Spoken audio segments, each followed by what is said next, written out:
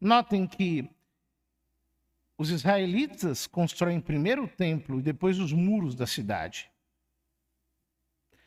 E ao construírem um templo, a primeira coisa que fazem é edificar o altar. Isso é muito importante, queridos irmãos. Quando nós trazemos tudo isso para o Novo Testamento, e nós escutamos o apóstolo nos dizer: não sabeis que sois o templo de Deus e que o Espírito de Deus habita em vós? Um pouco mais adiante, aquele que ora em línguas edifica-se a si mesmo. Ou como diz Judas, no versículo 20 da sua epístola: edificai-vos sobre a vossa fé santíssima, orando no Espírito. Ou seja, é a oração espiritual que constrói o templo de Deus em nós. É a oração sobrenatural. Não a oração feita da boca para fora.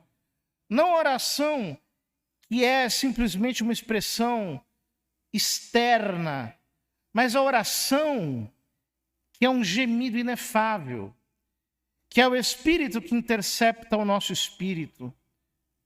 Essa oração que nasce desde a profundeza do nosso coração e sobe até o que há de mais alto em nós. É a oração da fé. Por que Deus manda o povo levar madeira para edificar a casa? Porque essa casa só pode ser edificada com a cruz, com o sacrifício de Cristo.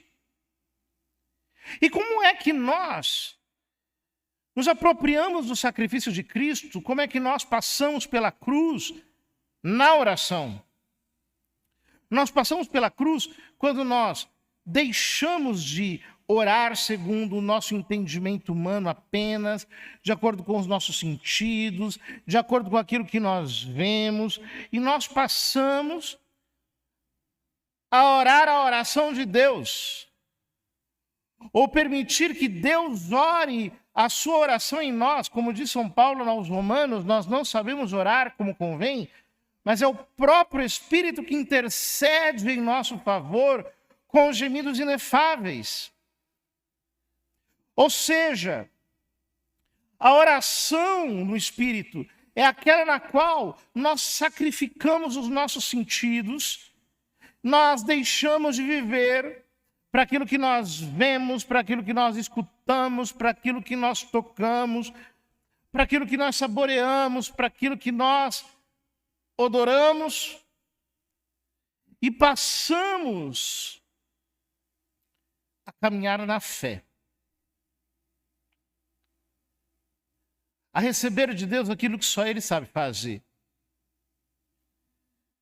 a deixar Deus escrever em nossa história, mediante uma entrega, uma consagração, uma dedicação, morrendo todos os dias no altar,